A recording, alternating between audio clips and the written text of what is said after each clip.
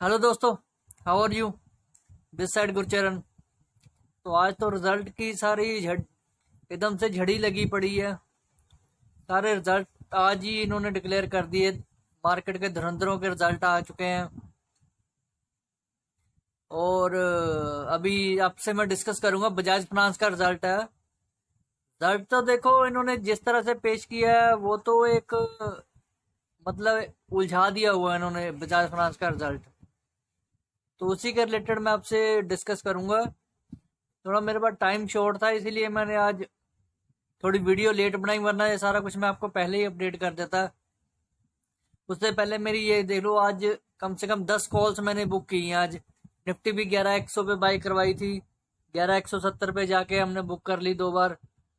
Sunteck realty जो 171 पे दिया था 180 गया वो। SBI बाय कराया था 191 से 193 पे बुक किया। सुबह रेमंड बाय किया 252 से 260 तक गया। प्रेस्टीज एस्टेट्स हम कोस्ट टू कोस्ट ही निकल गए, जाना है वो भी जाएगा बट कल तक जाएगा, इसलिए होल्ड ही है। एक्सिस बैंक बाय किया था 442 से 450 तक गया। रेपको होम 124 से 125 तक बुक किया। इंडियन होटल बाय किया 80 से लेके 82 तक गया। लार्सन बाय किया 927 से 940 तक। इंडिगो है, इंडिगो हम होल्ड किया हुआ हमने। जील है, जील 1.5 रुपये इसमें आया। फिर SBI फिर बाय की 193 से 195 तक गया। ठीक है, ये तो आज की कॉल सी थी जो बड़े आसानी से हमने बुक कर ली थी। बजाज फाइनेंस का देखो, ये बोले कि 19% प्रॉफिट फॉल गिरा है। ठीक है, अब मेरी एक बात सुन लो ध्यान से।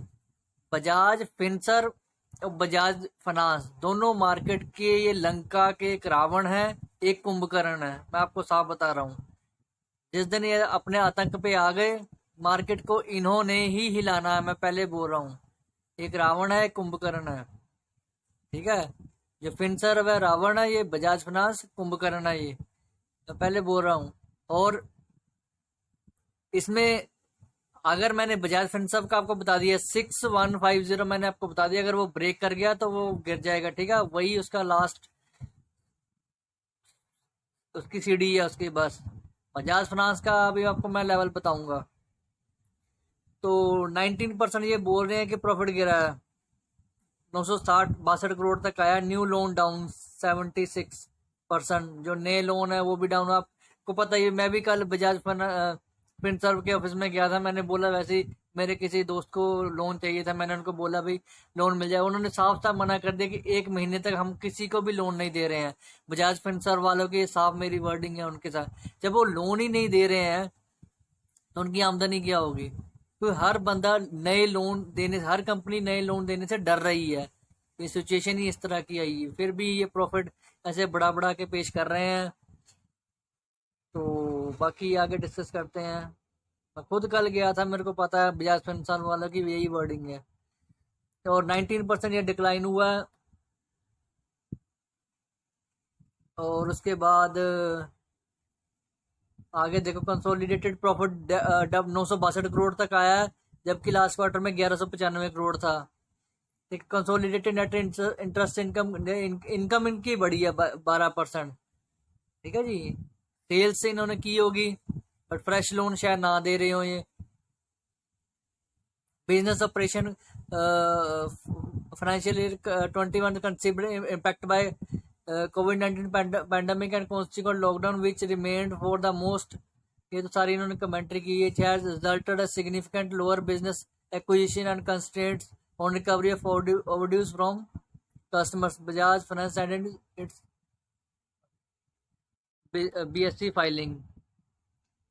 कंसोलिडेटेड रेवेन्यू जो है 6648 राइजिंग। कंसोलिडेटेड रेवेन्यू जो है थोड़ा सा बड़ा है, 14% बढ़ा है, जबकि लास्ट क्वार्टर में 5800 करोड़ था। एसेट्स अंडर मैनेजमेंट वो भी 1.3 लाख करोड़, 7% अप हुए हैं। ये इनकी इंटरनल लैंग्वेज है, ये तो इनकी।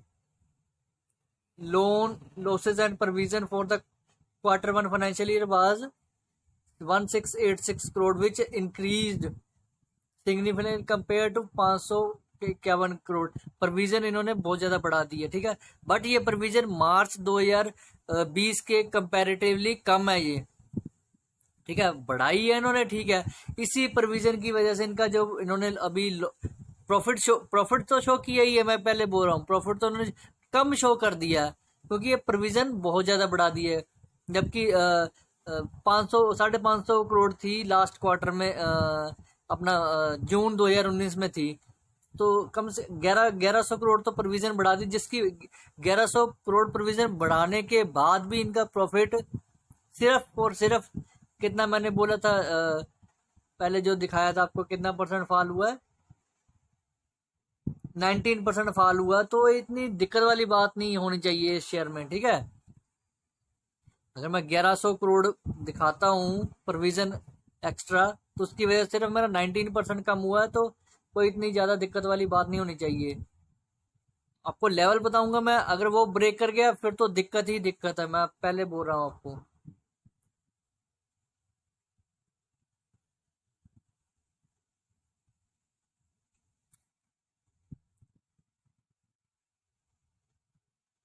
यहाँ देखो अब, ये तो था, ये मनी कंट्रोल की साइट है, इनकी बजाज फाइनेंस का शेयर है। आज भी ये शेयर मैं 3200 के पास मैं एक तो बाय करवाने लगा था, बट मैंने इग्नोर कर दिया। मैंने कहा आज रिजल्ट आज, फिर भी वहां से 100 रुपये ऊपर भाग गया, 3300 तक गया। मेरे को याद है, ये देखो जून में 5800 करोड़ थी, 6600 करोड़ थी, तो मेरी कम से कम ये 800 करोड़ की सेल बढ़ी है मेरी, ठीक है जी। रिजल्ट इसका पब्लिश हो चुका है, जिसका पब्लिश हो चुका है मैं दिखा देता हूँ आपको। जैसे को प्रोविजन 550 करोड़ थी, 1685 करोड़, 1100 करोड़ प्रोविजन इन्होंने बढ़ा दी है। अगर मैं 1100 करोड़ बढ़ाता हूँ फिर भी मेरा प्रोविजन सेल नेट प्रॉफिट आता है जो 1195 की बजाय 962, मतलब कहीं ना कहीं ठीक है। ये इतने बुरे भी हम इसको बोल नहीं सकते हैं। तो जो करना है मैं आपको बोल देता हूँ, अगर ये शेयर 3200 ब्रेक कर गया तो ये सीधा गिरेगा 3100 पे। 3100 इसका लास्ट टॉप है। अगर ये यही ब्रेक कर गया तो ये सीधा क्रैश हो जाएगा, फिर इसको मैं ही बाय करना है। इसको कभी पोर्टफोलियो में भूल के मत रख लेना इस शेयर को, अगर 3100 ब्रेक कर गया, ठीक है। 3100 से ऊपर ही आपने लेना है। अगर ये ठीक है 3200 से ऊपर ट्रेड करेगा, फिर ये शेयर आपको मिलेगा 3400 तक जाएगा, मेरा पहला टारगेट होगा। फिर मेरा दूसरा टारगेट होगा इसका 3600 का, वो तीसरा टारगेट इसका मेरा को 3800 का टारगेट होगा। मेरा 3 टारगेट है। I have only 3 targets. It need to sports only 3200 and last spot 3100, and my first target will be 3400, then it will be 3600, and third target will be 3800. This will be my 3 target. Whoever wants to buy only near 3100 or 3200। अगर 3200 से 1-2 रुपये भी break कर गया फिर आपने नहीं रखना है इसको, ठीक है। फिर आप इसको सीधा 3100 पे बाय करना है। 3100 ब्रेक कर गया फिर तो बिल्कुल ही मत बाय करना है, क्योंकि हर शेयर को बाय करने के लिए हमको थोड़ा बहुत रिस्क लेना पड़ता है, जो कि रिस्क 10-5 रुपए मेरा तो बहुत ज्यादा कम रिस्क होता है किसी भी शेयर को बाय करने के लिए, वो मैं लेता ही लेता हूँ, तभी मेरे को गेन मिलता है। ठीक है जी, आपको ये देखना चाहिए किस शेयर में आप कितना रिस्क ले सकते हो। तो मेरी तरफ से मैंने इस शेयर का एनालिसिस कर दिया है। तो वीडियो आपको अच्छी लगी तो शेयर करो, लाइक करो। थैंक्स गुरचरण यार बाबू।